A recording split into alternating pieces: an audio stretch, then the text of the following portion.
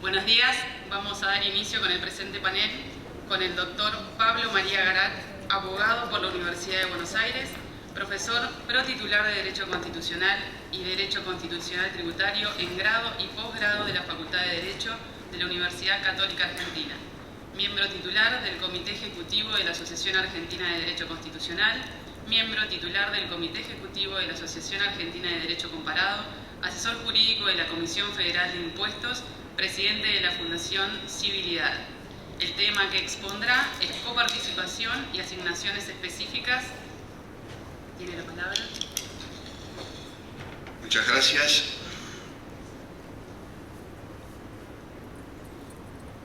Muy buenos días a todos.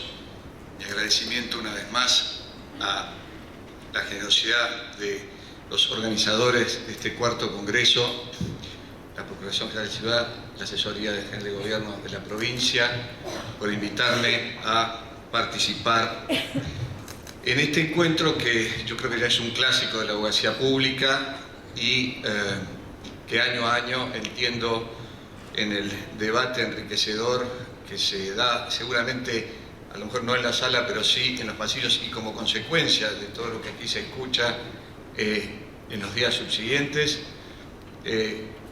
Creo que es muy importante su reiteración y su permanencia para todo lo que hace al derecho público federal, provincial y municipal. A los efectos de respetar estrictamente el tiempo en un tema tan complejo, arduo y hasta diría poco trabajado y conocido como es el de las asignaciones específicas de recursos coparticipables en relación con el tema de la coparticipación federal, institutos regulados por los incisos 2 y 3 del artículo 75 de la Constitución Nacional. Voy a leer con lo que eso tiene de poco empático, pero creo que es la única forma de cumplir relativamente en el tiempo. Le pido de ya disculpas si me paso 1 o 2 minutos. El año pasado, en este mismo lugar, reseñábamos la involución del modelo constitucional federal originario a consecuencia, no exclusiva, pero sí particularmente, de las mutaciones, primero materiales y luego formales, de nuestro régimen constitucional para la distribución de la renta fiscal federal. O lo que es lo mismo, la alteración por exceso de la delegación del ejercicio del poder de imposición por parte de las provincias al gobierno federal, tal como se resolvió en 1853-60 y completado en 1866. Podemos señalar esta patología constitucional a través de la identificación de 3 instancias precisas y el esbozo de una cuarta en la que creo nos encontramos inmersos directamente relacionada con el tema del panel. Primero, la separación de fuentes y concurrencia excepcional a la concurrencia permanente. Esto es, cuando por la crisis económica de 1890-91 el gobierno federal estableció impuestos internos en todo el territorio nacional, más allá de lo que permitía la Constitución. Se manifiesta a partir de allí un predominio del sistema de concurrencia de fuentes. De hecho, hasta la crisis mundial de 29 y 30, que lleva al gobierno federal a apropiarse de fuentes invocando el 67, inciso 2 de la Constitución Nacional, asumiendo no solo la facultad de las provincias en materia de impuestos directos, sino también competencias, funciones y prestación de servicios que correspondían a aquellos. Esto fue convalidado en Simón Mataldi, como todos sabemos. Concretado y admitido como en consonancia todo ello con la interpretación constitucional, aparecía el problema del posible agravio de la doble imposición respecto a los contribuyentes. Esto lleva a la segunda etapa, de la concurrencia permanente ahora a la coparticipación. Fue entonces que a partir del 1935 se sancionó unilateralmente por el Congreso de la Nación el primer régimen de coparticipación impositiva a través de la Ley 12.139, que desde entonces como modelo rige las relaciones fiscales federales. Aquí hay que señalar o recordar que la coparticipación no se adoptó por primera vez como mecanismo de coordinación impositiva ni como instrumento para la distribución o redistribución de tributos propios de las provincias y del gobierno federal, sino como un mecanismo de asignación y compensación por la detracción de recursos tributarios que el gobierno federal efectuaba invocando la emergencia en detrimento de las provincias y aun cuando ello hubiese sido convalidado como lo fue obiter dictum en Madariaga en Chorena, posteriormente a esta sanción de la ley. A partir, como sabemos, del 1 de enero de 1988 nos rige lo que se llamó y se sigue llamando un régimen transitorio de distribución de recursos fiscales entre la Nación y las provincias, la Ley Convenio 23.548. Y los abusos que se cometieron durante esos primeros 6 años respecto de la vigencia de lo que establece esta Ley Convenio llevó a intentar moderar, pero introduciendo con rango constitucional la coparticipación en la reforma, a través del artículo 75, inciso 2, pero incorporando allí mismo lo que a la postre, entiendo como veremos enseguida, viene a ser el centro de la posible mutación del sistema de coparticipación hacia uno de transferencias. Esto es el Instituto de las Asignaciones Específicas de Recursos Coparticipables del inciso 3 del artículo 75. Y así entramos en la cuarta etapa en la que estamos, en la que me pregunto si no estamos caminando del laberinto de la coparticipación de las asignaciones específicas de las mismas hacia un sistema liso y llano de transferencias que nada tiene que ver con nuestro régimen federal. Entonces el íter está muy claro, de 1890-91 a 1994. Concurrencia permanente de fuentes, no prevista originalmente por la Constitución, transformación en permanente de lo transitorio, el impuesto a las ganancias, coparticipación primero impuesta unilateralmente y luego moderada constitucionalmente, y todo esto alterado sustantivamente desde el punto de vista jurídico y en términos de enorme impacto económico y financiero, como veremos recién, a partir del abuso en la utilización del Instituto de las Asignaciones Específicas de Recursos Coparticipables. Ahora bien, el nudo de la relación entre la mutación que se produce de la coparticipación hacia el sistema de transferencias por el incremento de las asignaciones específicas tiene una causa muy concreta y es el déficit previsional.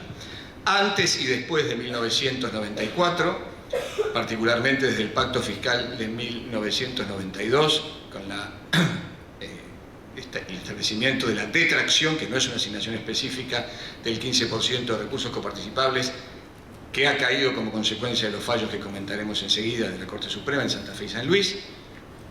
A partir de ese momento tenemos que todas las asignaciones específicas, salvo una porción muy pequeña destinada a las provincias, el Fondo del Conurbano, el 4% de necesidades básicas insatisfechas, el 1% de bienes personales destinado al Fondo de ATN, va fundamentalmente al Tesoro Nacional o directamente al sistema de seguridad social. Entonces tenemos un problema. Los ancianos, por sus saberes previsionales, están a cargo del gobierno federal, pero los niños, los enfermos, los pobres, los indigentes y todo aquel con una necesidad básica insatisfecha está a cargo del gobierno provincial, del gobierno de la ciudad o de los municipios. Entonces, esta falta de recursos detraído vía de asignaciones específicas de la masa coparticipable ha sido compensado con transferencias discrecionales del presupuesto nacional, lo cual vuelve a ratificar que nos estamos deslizando de un sistema de coparticipación no cumplido todavía conforme a lo que se estableció en el 94, hacia un sistema de transferencias que compensan la detracción que, para atender la seguridad social fundamentalmente, establece y o modifica el Congreso Nacional vía asignaciones específicas. Recordemos que el inciso 2 del artículo 75 dice que la masa coparticipable de la futura ley convenio se integrará con excepción de la parte o el total de las que tengan asignación específica, pero que esta ley convenio no podrá ser modificada unilateralmente. Sin embargo, inmediatamente el inciso 3, que es como el huevo de la serpiente instalado en la Constitución al lado de la coparticipación, permite una modificación unilateral cumpliendo con los requisitos que veremos enseguida el propio inciso 3 establece para la procedencia de las asignaciones específicas. Ya marco aquí que con todo lo que cuesta y todavía llevamos 22 años sin que se haya cumplido, o 20 si se quiere, de la disposición transitoria sexta, alcanzar acuerdos sobre cómo se distribuye el ejercicio del poder de imposiciones y la renta tributaria federal en nuestro país, finalmente, después de todo esto, podrá el Congreso, o sea, el Gobierno federal, de manera unilateral, vía esta inciso 3, alterar unilateralmente, y como estamos viendo de manera casi permanente, porque acá hay una analogía entre lo que ha pasado con ganancias y lo que está pasando con las asignaciones específicas, de que lo que es excepcional y transitorio se ha transformado en permanente. Un solo ejemplo. La primera recurrencia al inciso 3 del artículo 75 se produce con la ley 24.468 en 1995. Se incrementa 3 puntos el IVA, que estaba en 18 puntos, para atender desequilibrios fiscales del Tesoro Nacional por un año. Duró 3 años, no se estableció por una ley especial, no tenía un fin específico. Es decir, de entrada, con la letra fresca del artículo 75, inciso 3, el Congreso de la Nación incumplió flagrantemente, sobre todo con los fallos de la Corte Suprema de noviembre del año pasado a la vista, con las disposiciones constitucionales. De ahí para acá, todo ha sido muy parecido. No tengo tiempo de desarrollarlo, pero me remito a artículos que hemos publicado, donde hacemos un exhaustivo análisis de cómo todo el laberinto de la coparticipación integrado por estas asignaciones específicas está plagado de vicios que tornan, por lo menos sospechosamente, constitucional o claramente inconstitucional cada una de estas normas. Ahora bien, resumiendo, ¿qué cosas son las asignaciones específicas? Una excepción a la prohibición de modificación unilateral de la ley convenio establecida en el inciso 2 del mismo artículo. Una excepción.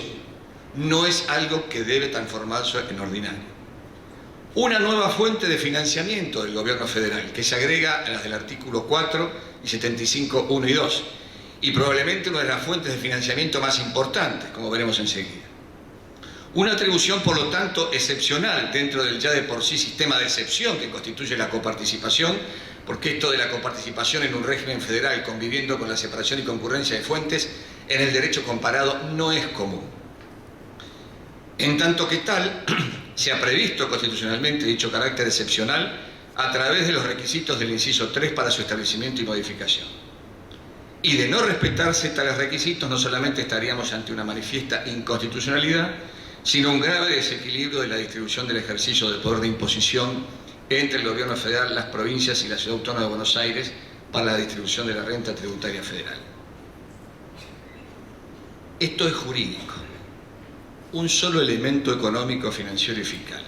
Para 2016, el total de asignaciones específicas es de aproximadamente 360.000 millones de pesos, 24.000 millones de dólares, equivalentes al 26% de la totalidad de los impuestos nacionales coparticipables, recaudados por la FIP, es decir, sin contar aduana ni aportes y contribuciones a la seguridad social. Y de este total de 24.000 millones de dólares, las provincias aportan unos 11.000 millones, mientras que están pidiendo préstamos, se supone, por unos 5.500. Esto es francamente inentendible. Y esta es la causa última, que no es atendida debidamente, de la enorme presión fiscal. Porque por cada peso de asignación específica que se detrae a las provincias y la Ciudad Autónoma de Buenos Aires y a sus municipios, ellas deben incrementar la alícuota de los ingresos brutos o de las tasas municipales, endeudarse o requerir transferencias del Tesoro Nacional.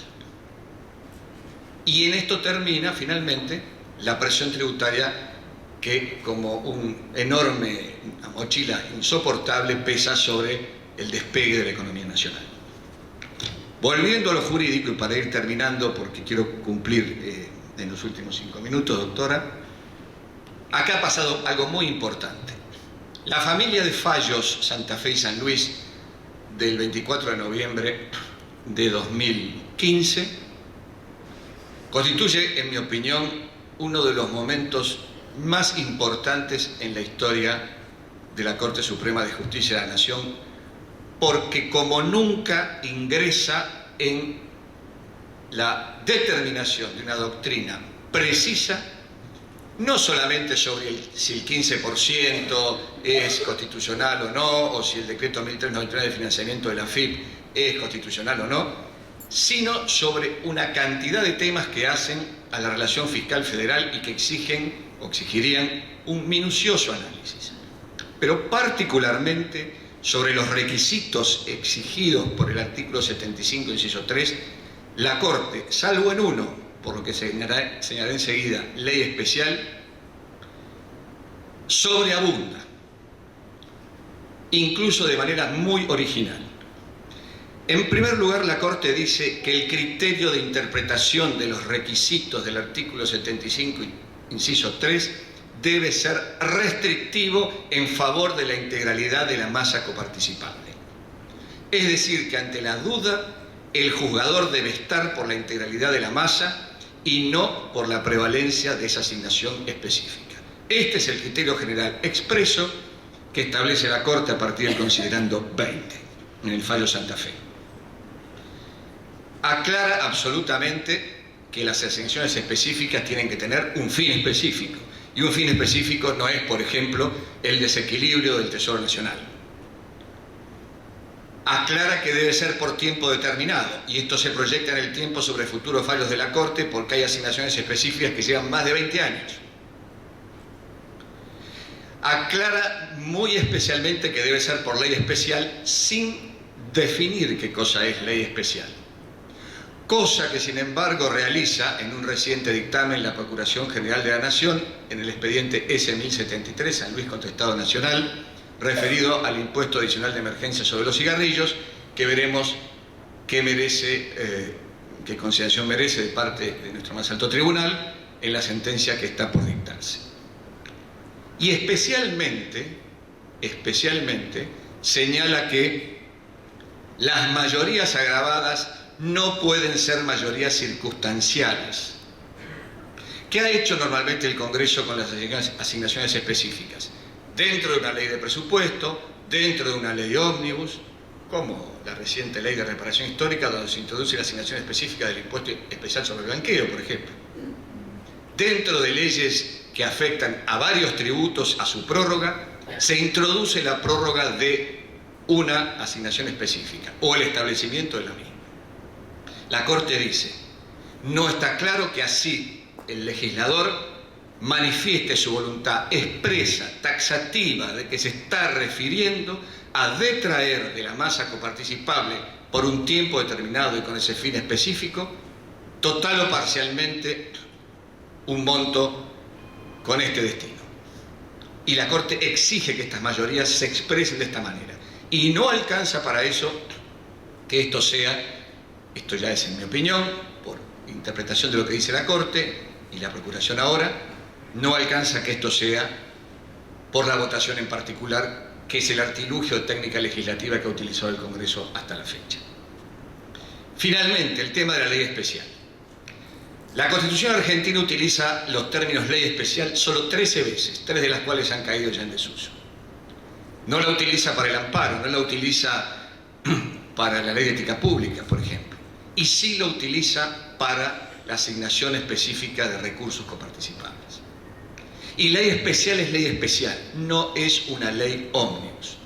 Y así lo estableció especialmente el convencional Marín, informante en la Convención Constituyente, cuando hace referencia directa a que hemos visto leyes de presupuesto, verdaderas leyes ómnibus, que pretenden introducir la asignación específica de recursos coparticipables, por lo cual expresamente en este artículo hablamos de ley especial. Entonces, para terminar ahora sí, yo quiero llamar la atención sobre 2 puntos. La asignación específica de recursos coparticipables para el año 2016 nos habla de 24.000 millones de dólares. Esta fuente de financiamiento del gobierno federal pasa desapercibida. Pero esta fuente de financiamiento del gobierno federal es a expensas del federalismo fiscal argentino. Contribuye directamente a la concentración de recursos en el Tesoro Nacional. Y por más que el gobierno federal y los gobernadores declaren que vamos en dirección al federalismo de la Constitución, hacia una mayor descentralización, cosa que está ocurriendo, hacia nuevos acuerdos federales, y quizá, dicen que es lo deseable, en 2019 una nueva ley convenio de coparticipación, entre tanto lo que tenemos una vez más, como desde 1991, es un esquema de pactos, acuerdos multilaterales o bilaterales, transitorios, relacionados con la emergencia, que eluden la sentencia exhortativa de la Corte, porque es una sentencia exhortativa formal, que dice que las autoridades de la Nación deben abocarse de inmediato a cumplir el mandato del artículo 75, inciso 2, y darnos definitivamente un sistema federal para asegurar la igualdad de oportunidades y la calidad de vida con equidad en todo el territorio nacional. Muchas gracias.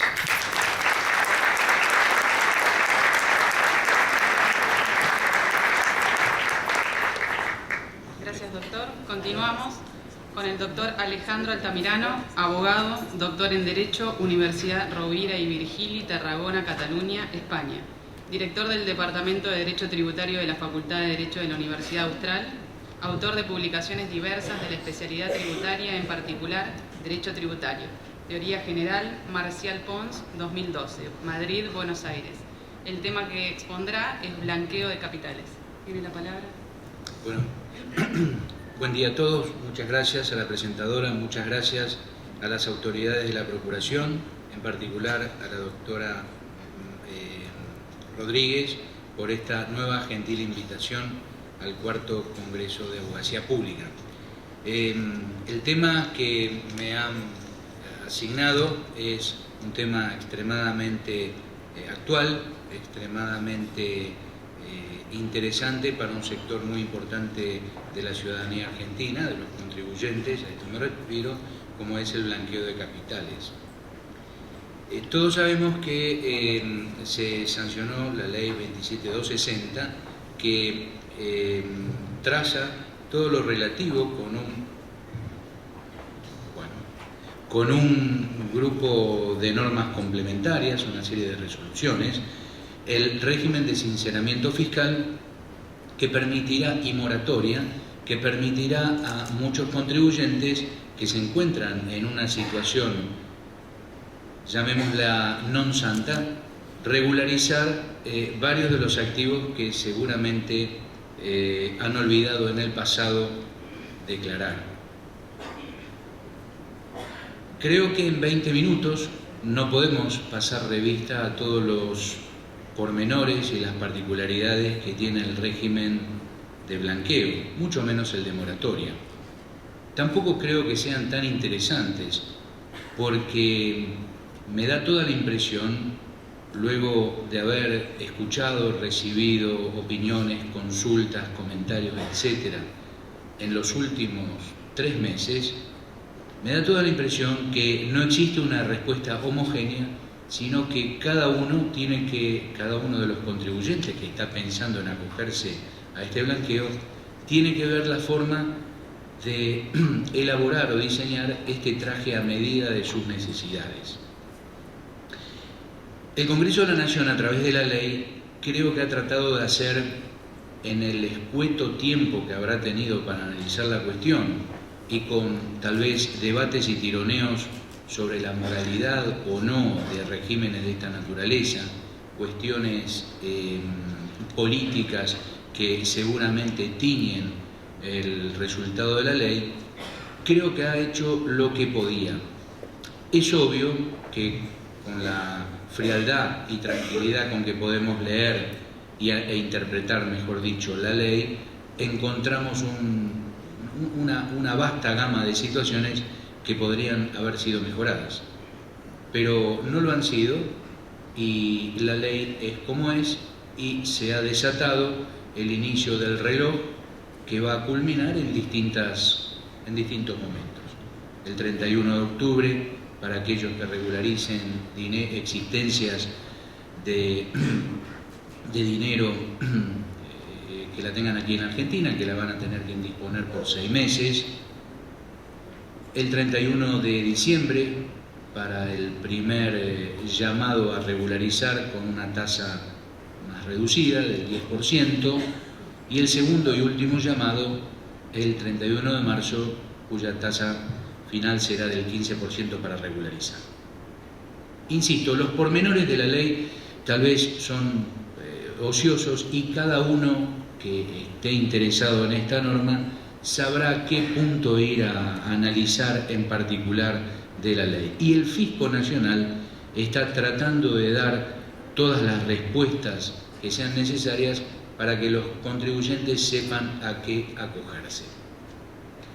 A mí me parece más interesante hacer una referencia en un congreso de esta naturaleza, tan sugerente para nosotros, los expositores y los asistentes, que podrán llevarse algunas ideas liminares, algunas ideas iniciales para desarrollos intelectuales ulteriores, ver cuál es el contexto internacional que lleva a los países a dictar regímenes de esta naturaleza y cuál es la química interna o la situación por la que atraviesan los contribuyentes en Argentina para decidir regularizar o no a través de un mecanismo de esta naturaleza.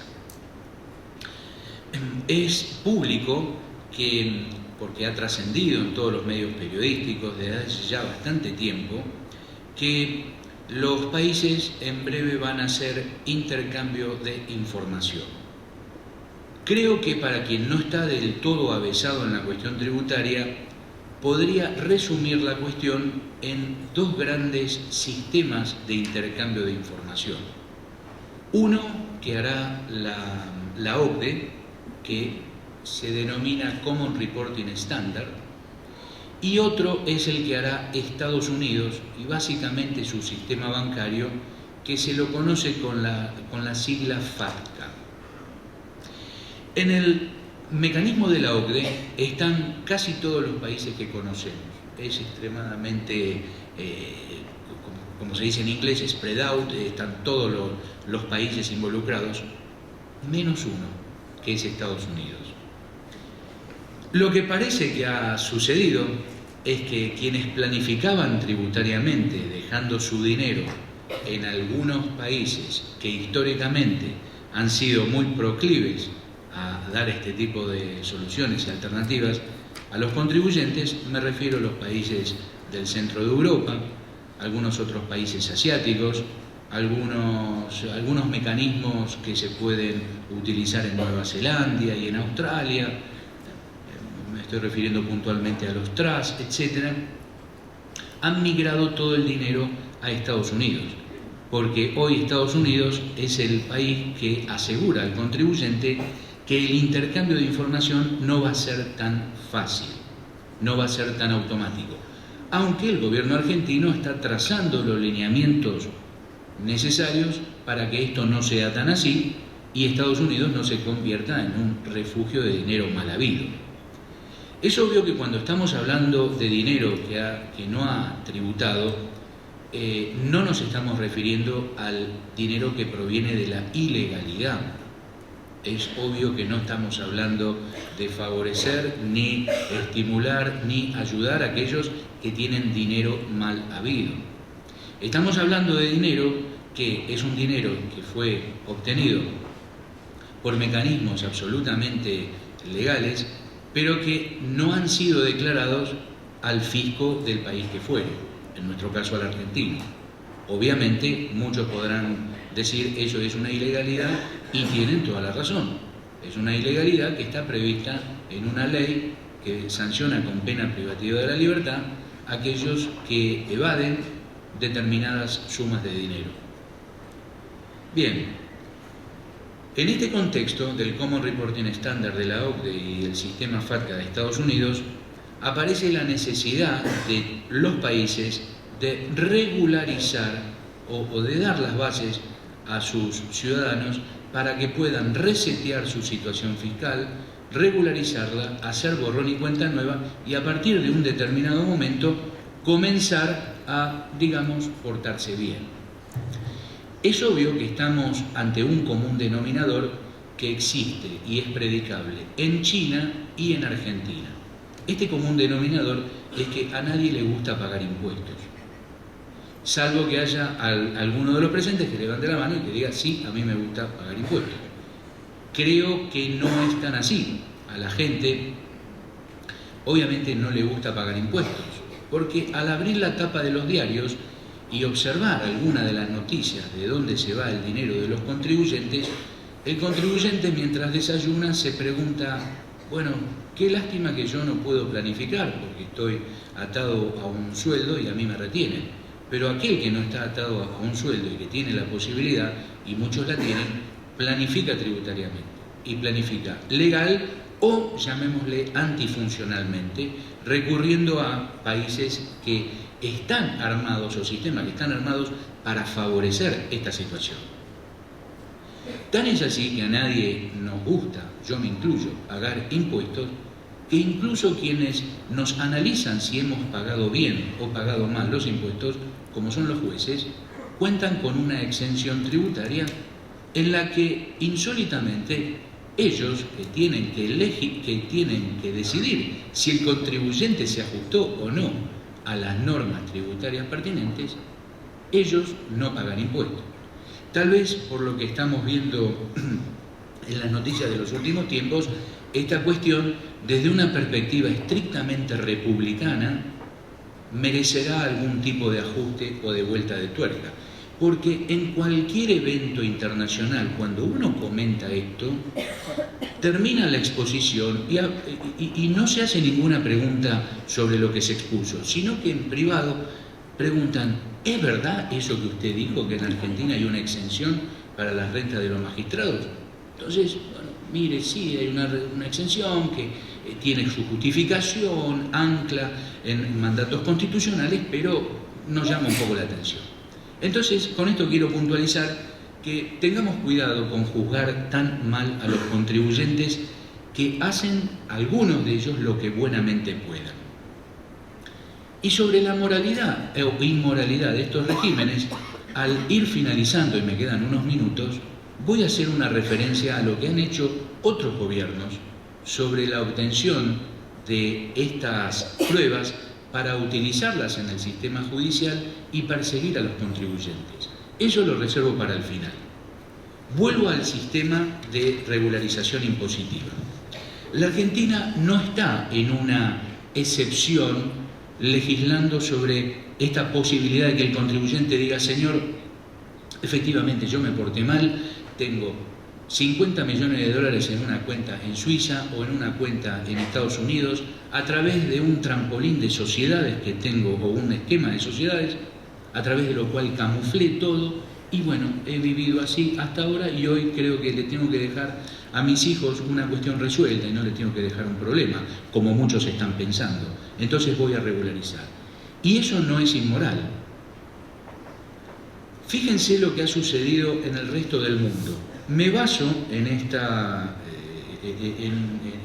breve reseña de los regímenes de regularización en otros países, en una obra publicada en Ámsterdam por Walter Kluger, que se llama Tax Amnesties, es del 2011, su coordinador es, quienes nos dedicamos al derecho tributario, es un tributarista que visita bastante de estas tierras y muy querido y conocido por muchos de nosotros, que es Jacques Mahler.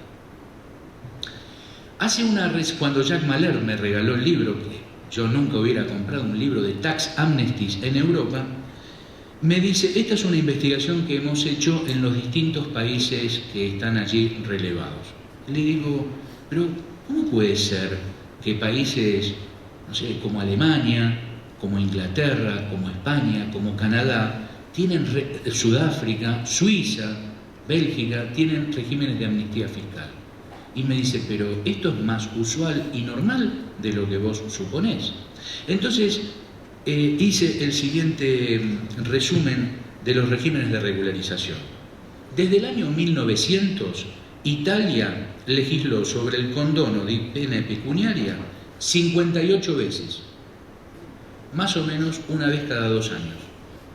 Bélgica, desde el 45, 4 veces, la última vez en 2006. Y en el 2006, incorporó un régimen de regularización fiscal permanente. Recuerden que los ricos actuales del mundo viven en un pueblo de Bélgica cercano a Francia, como por ejemplo el dueño de InBev, la famosa cervecera que aglutina más del 60% del mundo cervecero mundial, y el actor francés que está aquí en Buenos Aires, Gerard Depardieu, que yo me guardé una vez que vi en Francia hace 3 o 4 años una portada de la revista Paris Match, donde aparece la foto de Gerard Depardieu y él dice, y lo titulan El Gran Provocador. Entonces la guardé. Si uno lee la nota, dice Gerard Depardieu: yo trabajo desde los 18 años y sumando el dinero que yo le pagué al fisco francés, llego a 160 millones de euros. Creo que ya pagué bastante a la República Francesa. Dejo la ciudadanía francesa, me convierto en ruso y me voy a vivir a Bélgica, que es lo que está haciendo. Bueno, Bélgica tiene 4 regímenes de condonación fiscal desde 1945 y una abierta permanentemente desde 2006.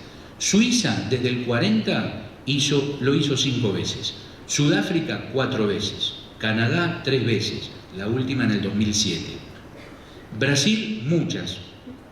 Ahora hay una vigente que termina la próxima semana, el 31 de octubre, donde el contribuyente brasileño que se acoja a este régimen de regularización tiene que pagar el 30% de penalidad. Recordemos que la Argentina da la posibilidad de pagar todo con el 10%. Alemania, la última vez que lo hizo fue en 2003. Estados Unidos, la última norma de esta naturaleza data del 2009. Inglaterra, la última norma de esta naturaleza es del 2007. España lo tuvo 4 veces, la última vez en el 2010. Y tengo entendido que muchos de los que no se acogieron al régimen hoy están penando porque la sanción que hoy tienen no es tan gravosa como la sanción de no adherirse en Argentina, que podría llegar por la aplicación de multas e intereses a un 150%, sino que ellos tienen que regularizar ahora, creo que pagando un 80%. Es decir, convenía adherirse al régimen de regularización. Hungría, varias veces. México, la última amnistía es del 2007 y las tasas de regularización fueron para personas físicas 4%, para personas jurídicas 7%. Y fue un éxito. En Francia, y ya termino con esta enumeración, Francia desde 1948 lo hizo 9 veces y Austria comenzó en 1921 y lo hizo 6 veces. Bien, me quedan 5 minutos. Hablábamos, o yo enunciaba el tema de la moralidad, que muchos de los diputados lo plasmaron en los debates parlamentarios, incluso diputados que votaron a favor, que querían tasas mayores. Yo creo que el blanqueo hubiera sido incluso más favorable si hubiéramos adoptado una tasa como la chilena, que estuvo abierto todo el 2015, venció el 31 de diciembre de 2015, y la tasa creo que era del 8%, o como los mexicanos, que para personas físicas le dieron la posibilidad de pagar al 4%. Claro, muchos de los aquí presentes dirán, ¿y los que pagaron regularmente? Y sí, ese es un tema insoluble. Ese realmente es un tema insoluble e irritante. Pero fijémonos medio segundo sobre el tema de la moralidad de estos regímenes. Voy a citar 2 casos, Alemania y Estados Unidos. En febrero de 2008, el LGT Group de Liechtenstein, uno de los bancos de ese país, tenía una numerosa cantidad de cuentas, aproximadamente 600, de ciudadanos alemanes residentes en Alemania que no las habían declarado en Alemania. Y como a veces cuando uno va de turista a Alemania y le dicen puede pasar al subterráneo, obviamente sin pagar, nadie le exige el boleto, uno paga el boleto y pasa. Ahora, como uno decía, pero que no te agarren sin el boleto, porque te van a retar y te van a retar en alemán. que suena además más gravoso. Entonces ahí parece que todo el mundo cumple. Pero hay 600 alemanes que se olvidaron de declarar estas cuentas en el Banco de Liechtenstein. Según, el Süddeutsche Zeitung, el señor Heinrich Kieber, un técnico en computación del Banco alemán, del Banco de Liechtenstein, se le ocurrió negociar con el gobierno de Angela Merkel, que recién ascendía al poder, la entrega de un disquete, un pendrive, lo que fuere, con estos 600 nombres, nombre, apellido, dirección, etc., a cambio de 4.200.000 euros y una nueva identidad facial y nominativa de nombre y pasaportes para él, su esposa y sus 2 hijos. Seguramente el señor Kieber estará viviendo en algún lugar en alguna playa del Caribe con 4.200.000 euros que le pagó el gobierno alemán. Angela Merkel fue requerida por el periodismo alemán, que le preguntó cómo es que el gobierno negocia la obtención de una prueba ilegal con un delincuente, porque es tan delincuente en materia tributaria el que no paga los impuestos. Yo no lo estoy defendiendo, simplemente dije que hay un común denominador, que la gente no va a pagar los impuestos gratamente. Como decía un viejo profesor de la Universidad de Buenos Aires, los impuestos se pagan por temor y no por amor. Creo que es un latiguillo usual. Bien, le preguntaron a Angela Merkel, y Angela Merkel, ya termino, moderadora, Angela Merkel dijo, este es el mejor negocio que hizo Alemania. ¿Por qué? Porque pagó el Ministerio de Finanzas alemán, porque pagó 4.200.000 euros y hasta ese momento había recaudado 60 millones, una cosa así. O sea, lo de la moralidad de comprar una prueba obtenida en ilegal forma al Estado alemán no le preocupó.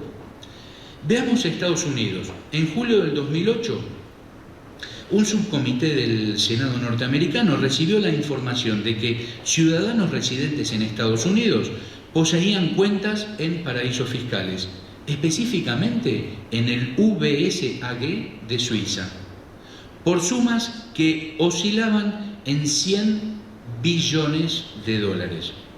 Con la investigación, el IRS, la DGI de Estados Unidos, encontró a 20.000 contribuyentes. Y de esos 20.000 contribuyentes, solo 1.000 habían declarado ese dinero en Estados Unidos. Los otros 19.000 no. El gobierno americano puso preso al que había arbitrado toda esta situación ilegal, lo embargó, le confiscó todos los bienes. El hombre fue 3 años y medio preso a una cárcel federal norteamericana y quedó con 0 pesos en el bolsillo. Cuando salió, el FBI lo llamó y le dijo: señor, usted ha purgado su condena y por el servicio que le hizo a Estados Unidos de revelar esta información, le vamos a pagar 103 millones de dólares, y así terminó la historia en Estados Unidos. Como corolario de esto, el IRS recaudó, obtuvo también una prueba colectada en ilegal forma,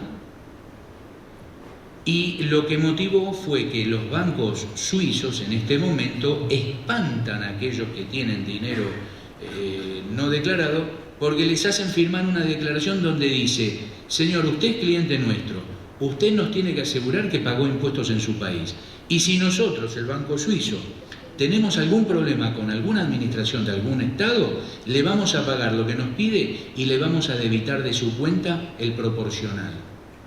Entonces, Estados Unidos en este momento, yo me imagino que está siendo abarrotado de los millones y millones de dólares que están migrando del resto del mundo a Estados Unidos. Porque el director del IRS, en un congreso hace poco, hace 2 años, de la IFA, International Fiscal Association, le preguntaron: ¿qué va a hacer el IRS con la información tributaria que van a distribuirse en los estados? Y dijo: Estados Unidos se siente satisfecho con sus normas FATCA. Es decir, Estados Unidos controla a sus contribuyentes. Lo que creo que quiso decir es: señor país sudamericano, africano, del país, de la región donde sea, no me venga usted a pedir a mí que yo haga la tarea que usted tiene que hacer. Tal vez el gobierno, este y los anteriores fundamentalmente, se tendrían que preguntar si no estamos todos pagando demasiado impuesto.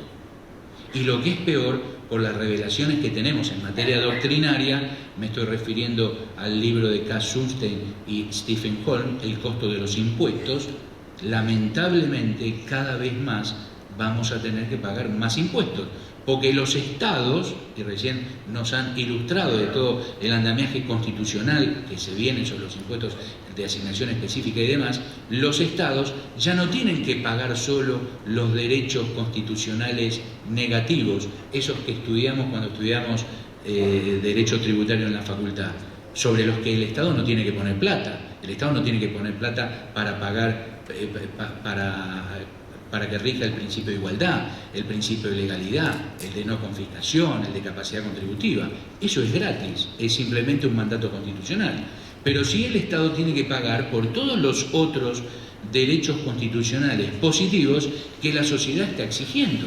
La sociedad corta las rutas, corta las calles, hace invivible la ciudad porque quieren dinero. Y a eso el Estado tiene que responder. Nos gustará o no, pero estamos en esta situación y el gobierno actual tiene que tratar de hacer lo que buenamente pueda en un contexto de semiguerra como en el que estamos. Bien, para ir terminando entonces, la Argentina se adhiere a este tipo de normas internacionales para permitir a los contribuyentes que no han pagado correctamente sus impuestos que hagan borrón y cuenta nueva. ¿Qué pasará a futuro? No lo sabemos. ¿Qué pasará con el resultado de esta blanqueo y moratoria? Parecería, como decíamos en el partido de la esquina de fútbol, que hay que tirarse de palomita. Es un 10% para regularizar un dinero que no ha pagado, vas a saber por cuánto. Quienes estamos en la práctica profesional escuchamos de gente que va a regularizar dinero que recibió de su padre hace 25 años. O sea, hace 25 años que ese dinero no ha servido para ser integrado en la economía argentina de ninguna manera. Ese dinero está en Liechtenstein, está en Suiza o donde fuere. Y ahora sí, para terminar y hablando de moralidad, ¿quiénes? Sí, termino. Con el debido respeto a la cita del Evangelio, quienes somos cristianos y católicos, recordamos lo que nuestro Señor le dijo a María Magdalena. Lo pueden ver en Juan 8, versículo 11. Nadie te ha condenado, yo tampoco te condeno. Vete y de ahora en más no peques. Nada más.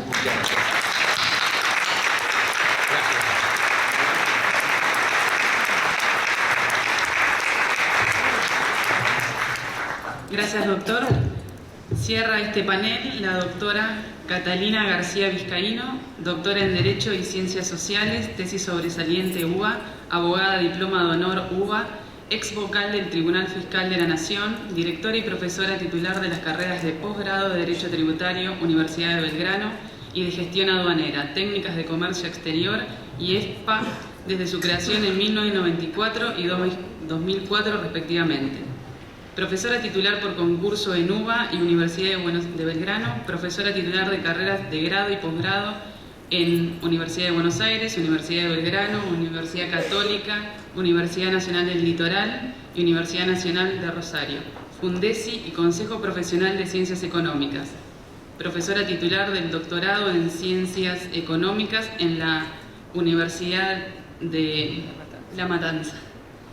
Jurado de concursos universitarios y de justicia federal, miembro de número Citial número 73 de la Academia Internacional de Derecho Aduanero, miembro del Consejo Académico de la Universidad de Belgrano desde el año 2000, miembro del Gabinete Fiscal en los años 2002 y 2003, miembro activo de la Asociación Internacional Fiscal, miembro honorario del Instituto Argentino de Estudios Aduaneros, miembro vitalicio de la AEF, autora de libros entre los que se encuentran los 3 tomos del Tratado de Derecho Tributario y el Manual de Derecho Tributario Aveledo Perrot, artículos y otros trabajos sobre la especialidad. presidenta del Comité Científico de las Jornadas Internacionales de Derecho Aduanero de la AEF en 2008-2016 y organizadora, moderadora y expositora en congresos y jornadas específicas.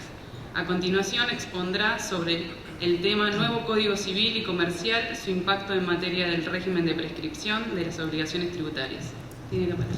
Bueno, muchas gracias por la presentación. Agradezco la invitación al Procurador General de la Ciudad Autónoma de Buenos Aires, al doctor Gabriel Astarloa, a quien admiro profundamente. También agradezco a la doctora María José Rodríguez por ese empuje que tiene de estas jornadas en las que nos reúne, y además agradezco al auditorio tan calificado. Estoy viendo varios especialistas conocidos que están aquí presentes. Bueno, una pequeñísima aclaración. Fueron interesantísimas las exposiciones de recién, una pequeñísima aclaración con relación a los jueces. Si bien hay una exención por acordada 20 del año 96, no es de la totalidad de impuesto a las ganancias, como algunas veces se dice rápidamente. No hay una patente de que no paguen nada. Simplemente es por la remuneración como jueces. Está muy acotado dentro del régimen de incompatibilidades lo que pueden hacer los jueces, pero por ahí, si ejercen en la cátedra universitaria, todo eso está grabado por impuesto a las ganancias.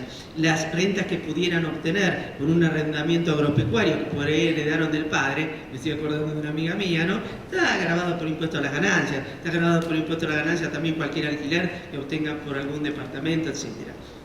Dicho esto, sí, ahora con mi tema, brillante la exposición del doctor Altamirano, no tiene ninguna objeción, simplemente esta pequeñísima aclaración. Yo tengo que hablar sobre el impacto del nuevo Código Civil y Comercial de la Nación en materia de prescripción local. Y aquí tenemos que decir lo siguiente: hay muchas posiciones en la actualidad. Yo voy a desarrollar cuál es la mía. Voy a hacer algún comentario sobre otras posiciones, pero eso no quiere decir que sean criticables. Todas son absolutamente respetables. Máxime que nos vamos a dar cuenta que una contienda que estaba ya antes planteada y que la Corte procuró darle una solución, y bueno, ahora se reflota con este Código Civil y Comercial de la Nación. En pocas palabras podemos decir que esto no tiene que ver con la autonomía del derecho tributario. La autonomía del derecho tributario es otra cosa. Cuando se habla de posiciones autonomistas, por un lado, y posiciones centralistas, no es autonomía del derecho tributario. La autonomía del derecho tributario no se ve vulnerada porque en ciertos aspectos se aplique Código Civil, en este caso Código Civil y Comercial de la Nación, en lo que hace a que es el Código Civil y Comercial de la Nación derecho común. Y además, derecho común porque en algunos casos se aplica a todas las ramas del derecho, como artículos primero a octavo. Cuando yo digo ordenamiento, Código Civil y Comercial de la Nación, primero a octavo en materia de interpretación, si bien hay una autonomía, no vamos a entrar en esto, ¿no? Interpretativa, por ejemplo, en el orden nacional, los artículos primero y segundo de la ley 11.683, y también tenemos que decir que el régimen de privilegios del artículo 2582 del Código Civil y Comercial de la Nación es derecho común. Se aplica tanto a relaciones de derecho privado como relaciones de derecho público. También el Código Civil y Comercial de la Nación tiene algunas reglas de derecho público, como lo es el artículo 235 de que regula el régimen de bienes del dominio público del Estado. Esto nos hace acordar a François Genis, hace tantos años, cuando decía del derecho fiscal que tiene un particularismo exclusivamente legal, y Louis Trothabas cuando hablaba del fondo jurídico común que está integrado, por ejemplo, en nuestro caso, con este Código Civil y Comercial de la Nación. Por un lado se ha hablado de posiciones autonomistas. Las provincias, y en este caso cuando digo provincias también me estoy refiriendo a la Ciudad Autónoma de Buenos Aires, tienen amplias facultades para regular el régimen de prescripción. Las provincias, 121 de la Constitución Nacional, conservan todo el poder no delegado por esta Constitución al gobierno federal. Otra es la posición centralista o nacionalista para algunos, artículo 75, inciso 12, es resorte del Congreso de la Nación la regulación de la prescripción, porque tiene que haber uniformidad Esto de la uniformidad se ha destacado en congresos internacionales, por ejemplo, jornadas de derecho tributario del año 2000 en San Salvador de Bahía, a las que se refiere el doctor José Osvaldo Casas en su obra de Carta de Derechos del Contribuyente Latinoamericano. Uniformar los plazos de prescripción y tender ¿a qué? A la reducción.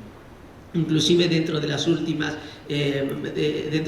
posturas a nivel de derecho comparado se tiende doctrinariamente a que no haya causales de interrupción de la prescripción y que cada vez sean menos las causales de suspensión de la prescripción.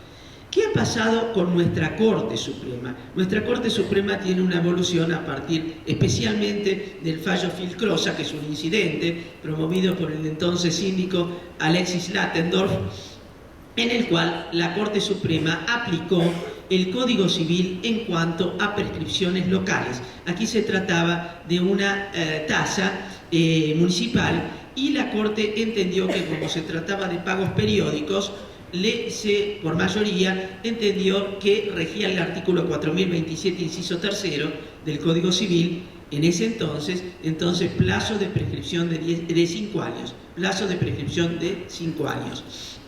Hay una disidencia de Petracchi y Maqueda que entienden que el plazo de prescripción era de 10 años, pero cuidado, ¿por qué dicen 10 años? Porque ellos entendieron que al tratarse de tasas tenían el régimen de las tasas nacionales y en una postura disidente sostenían 10 años. Y decimos rápidamente, aquí hubo un zigzag en Corte Suprema, porque en el 2 de abril del año 1985, en el famoso caso Obras Sanitarias de la Nación contra Castiglioni Lisi, la mayoría de la Corte dijo, en materia de tasas nacionales, no vamos a entrar a la categorización jurídica porque no tenemos tiempo, entendió que el plazo de prescripción por mayoría era de 10 años por la ley 11.585 de impuestos nacionales, una ley bastante olvidada, que se aplica si no hay un régimen específico de prescripción. En la disidencia, Fay, Belucio, entendió que el plazo de prescripción era de 5 años. Lo gracioso de esto es que tanto la mayoría como la disidencia tienen las mismas pautas interpretativas, los párrafos de pautas interpretativas son idénticas y llegan a conclusiones disímiles. 11 de diciembre del año 1990, se da vuelta el criterio de Corte Suprema, Obras Sanitarias de la Nación contra Aquilino Colombo, nueva integración de Corte, mayoría sostiene plazo de prescripción de 5 años por 4027, inciso tercero del Código Civil, y dice que guarda relación con la ley 11683. En materia de contribuyentes inscriptos, pues se supone que la tasa que responde a una concreta, efectiva e individualizada prestación de un servicio relativo al nuevo no menos individualizado bien o acto del contribuyente tuvo que ser prestada. Disidencia, en este caso tenemos a Petracchi y a Barra, que entienden 10 años. Por eso es la disidencia aquí de Petracchi y Maqueda. Ahora bien, en el año 2014, la Corte Suprema resume los pronunciamientos que había tenido hasta ese momento en un caso muy importante, que es el de la Municipalidad de la Ciudad de Corrientes contra Germán Alejandro Enrique, en el cual la Corte dice que se debe aplicar legislación nacional en lo que hace a prescripción de tributos locales, no solamente en cuanto a los plazos, sino en cuanto al cómputo cuando comienzan a correr y las causales de suspensión e interrupción. Y si no hay una ley nacional, y entonces aquí se tiene que aplicar el Código Civil. ¿Por qué? Por el artículo 75, inciso 12. Con el Código Civil y Comercial de la Nación, la prescripción en general tiene las siguientes características. Primero, y desde luego, el transcurso del tiempo. En segundo lugar, la prescripción puede oponerse por acción, puede plantearse por acción o por excepción. El viejo Código Civil únicamente por excepción, aunque la jurisprudencia había sido más amplia en materia tributaria y la había admitido en acción cuando se requería, por ejemplo, el pago de impuestos prescriptos para poder escriturar. Es esto 2551, entonces Código Civil y Comercial, acción o excepción. Por otra parte, 2552, el juez no puede declarar de oficio la prescripción. Esto estamos en cuestión de tributos, no en cuestión de sanciones, porque ahí estamos entonces en otras reglas, ¿no? El juez ahí podría declarar de oficio la prescripción.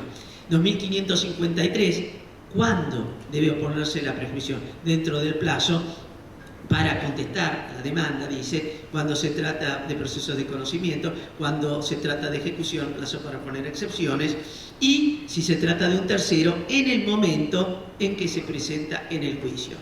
Por otra parte, la prescripción es irrenunciable, la prescripción futura es irrenunciable. 2533 del Código Civil y Comercial no puede modificarse por vía de convenciones, y artículo 2535 que nos dice si se puede renunciar a la prescripción futura, perdón, a la prescripción pasada, la prescripción ya operada.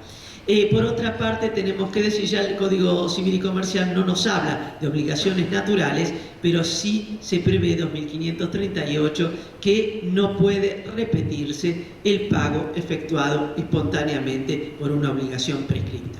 Diferencias entre caducidad y prescripción rápidamente. La caducidad extingue el derecho, 2566 del Código Civil y Comercial.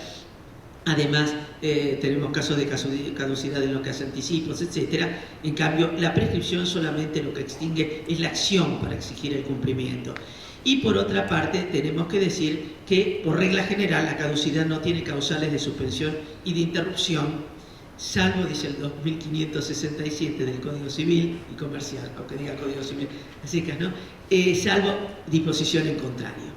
Ahora bien, ¿qué es lo que nos ha dicho la Corte Suprema casuísticamente con relación a las prescripciones en materia tributaria local? En primer lugar, tenemos varios fallos de Corte Suprema. En lo que hace a tasas aeronáuticas, se expidió en el año 2004 en el caso de la Fuerza Aérea Argentina, provincia de Neuquén contra Fuerza Aérea Argentina, y ahí dijo, las tasas aeronáuticas son pagos periódicos, 4027 inciso tercero del Código Civil. Otro caso que se planteó, el de las regalías mineras, provincia de Neuquén contra CAPEX, del año 2007, donde ahí, si bien la Corte habla de la ley 11.585 de impuestos nacionales de 10 años, prescripción, lo que dice es lo siguiente: las regalías no son impuestos, y entonces, como son periódicas, le aplico 4.027 inciso tercero del Código Civil, 5 años, del Código Civil anterior, desde luego. Luego se presentó el caso de las repeticiones, Bruno, Juan Carlos, contra Buenos Aires. En este caso de Bruno Juan Carlos, la Corte entendió que en repeticiones se aplica el plazo de 10 años, porque no hay periodicidad, 4023 del Código Civil y Comercial de la Nación. En fin, tasa de justicia, no se trata de pagos periódicos.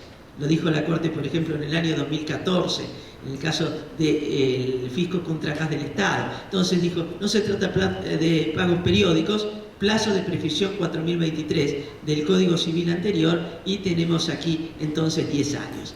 Ahora, periódicos, no periódicos, hay algunos autores que objetan esta clasificación que hace Corte Suprema, este criterio. Por ejemplo, Aspiso, ya antes lo decía Giuliani Forrush, que no había tributos periódicos, sino que cada hecho imponible es independiente de otro. Yo en esto no estoy de acuerdo, en esto estoy de acuerdo sí con Dino Yarach, que puede hablarse de cierta periodicidad y demás, no vamos a profundizar en esto, pero estoy de acuerdo con este criterio de distinguir el tributo no periódico del periódico. ¿Qué pasa con el Código Civil y Comercial de la Nación?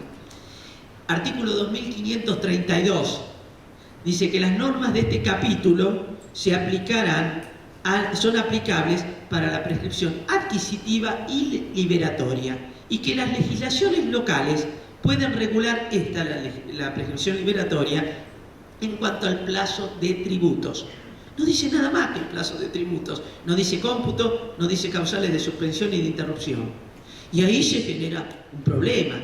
Aquellos que dicen, un momentito, plazo es además cómputo, causales de suspensión e interrupción. Validó, por ejemplo, lo dijo el Tribunal Superior de Justicia de la Ciudad Autónoma de Buenos Aires, en Fornaguera Sempe, del año 23 de octubre del año 2015, se valida, se reconoce, dice, el pronunciamiento de ellos o el criterio de ellos de Sociedad Italiana de Beneficencia, donde tiene amplias facultades entonces la ciudad, como cualquier provincia, ¿no?, para regular la prescripción. Otro dice, no, únicamente dijo plazo. No dijo, yo estoy en este criterio, ni cómputo ni causales de suspensión e interrupción.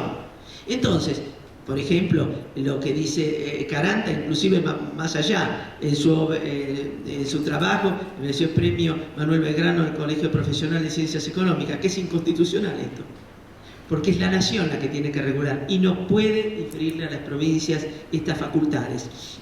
Ahora bien, el artículo 2560 del Código Civil y Comercial de la Nación dice genéricamente que el plazo de prescripción es de 5 años, excepto que la legislación local prevea un plazo diferente.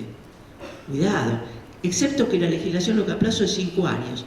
Pero esto yo entiendo que se aplica para los tributos no periódicos y en materia de repeticiones.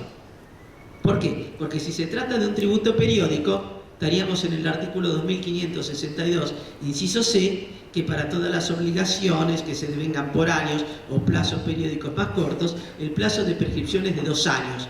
En pocas palabras, lo que antes era 10 años pasó 5. Y lo que era antes de 5 pasó, uy Dios mío, yo recién empecé, 2 años.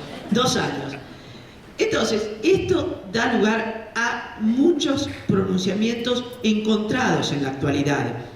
No tengo mucho tiempo, pero ya hablé de Fornaguera Sempe, y tenemos que decir que también lo debemos vincular con el derecho a ser juzgado en un plazo razonable, porque nos encontramos muchas veces con procedimientos, claro, vamos a decir, muchas causas y demás, que llegan a 20 y pico de años. En el caso de Fornaguera Sempe había empezado, se trataba de nombrado barril de limpieza que había vencido en el año 91. Entonces, derecho a ser juzgado en plazo razonable. ¿Y por qué digo esto? Porque la Corte aplicó este criterio en un caso de la materia aduanera, que fue Bossi y García del año 2011, que por mayoría ordenó el archivo de actuaciones por prescripción porque habían transcurrido 23 años. Y oh sorpresa, no estaba prescripto. La disidencia de Petrasque dijo no estaba prescripto. Cualquiera dice ¿cómo? Si el Código Aduanero dice 5 años de prescripción. Pero son tantas las causales de suspensión e interrupción que hemos visto casos de 25, 28 años y que no está prescripto. Entonces, resumiendo, Fornaguera Sempe está en el criterio de que todo esto es declarativo. Quiere decir que la Corte reconoce, el Código Civil y Comercial es como que reconoce que todos pueden regular las provincias y la ciudad de Buenos Aires. Plazo, cómputos, es más, lo aplicó con anterioridad, porque la prescripción había comenzado a correr con anterioridad. Hay otros dentro de esta línea, podemos mencionar algunos autores, Alejandro Pampliega, por ejemplo, Roberto Mújiz, en el sentido, escribió un artículo que dice, donde manda la provincia no manda la nación. Pero tenemos también, dentro del mismo criterio, podríamos decir, también juzgado de primera instancia en lo civil de Córdoba, número 2, que se pronunció también en este sentido. Pero también tenemos del otro lado, por ejemplo, la Cámara Federal de La Plata, Asuntos Nordelta, por ejemplo, se pronunció en el sentido de que rige el artículo 7º del Código Civil y Comercial de la Nación, por el cual las leyes se aplican a las consecuencias de las relaciones y situaciones jurídicas existentes, pero que no tienen efecto retroactivo. Con lo cual siguió aplicando el Código Civil aún después del 1 de agosto del 2015, porque la relación había sido constituida con anterioridad.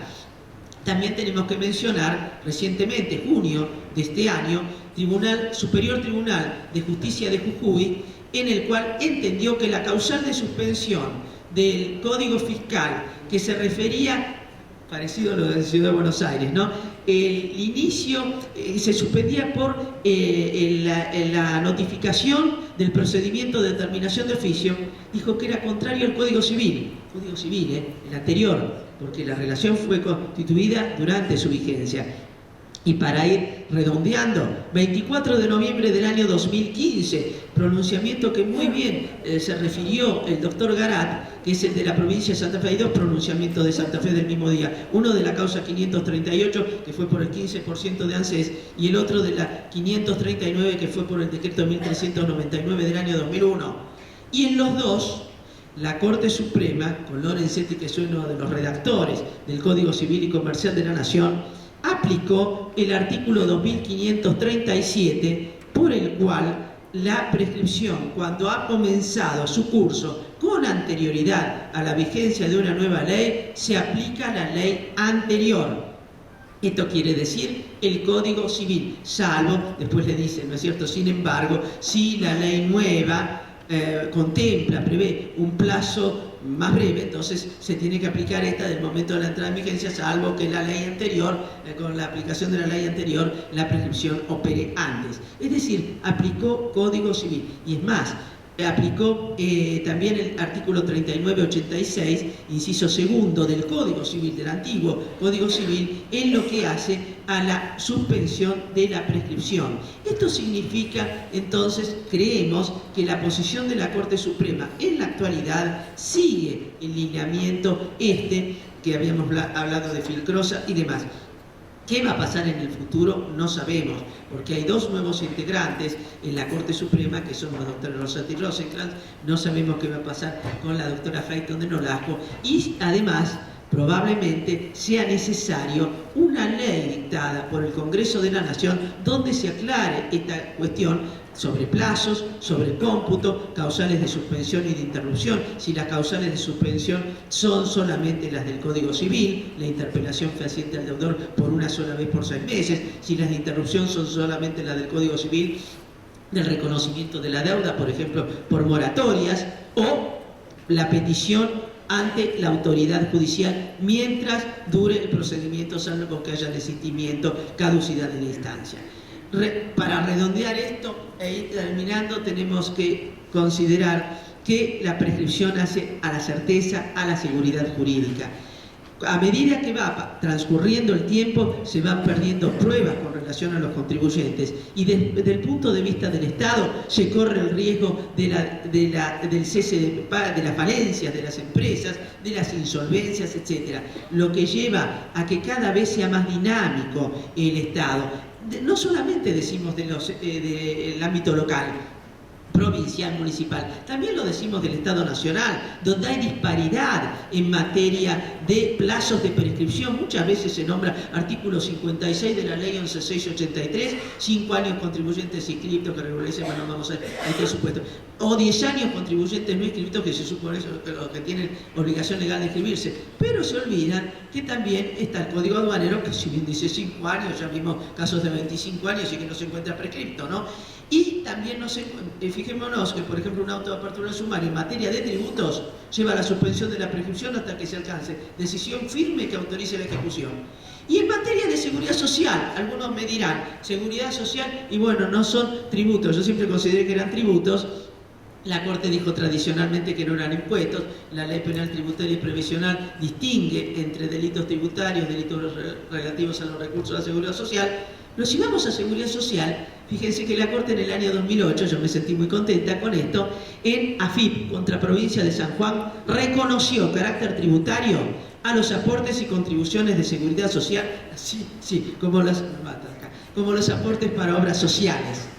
Y aquí viene la cuestión. Artículo 16 de la Ley 14.236, en materia de seguridad social, carácter tributario. ¿Cuánto es el plazo de prescripción? 10 años. Es decir, a nivel nacional también nos estamos encontrando con una disparidad de plazos de prescripción que atenta contra la uniformidad. Recordamos que debería en esto haber unidad para certeza, seguridad jurídica y para estar acordes con los acuerdos con jerarquía constitucional. Esperemos que el Congreso de la Nación asuma efectivamente este rol y dicte una ley que avende todas las dudas que podamos tener en estos aspectos. Muchísimas gracias. Agradecemos a los doctores Garat, Altamirano y Vizcaíno.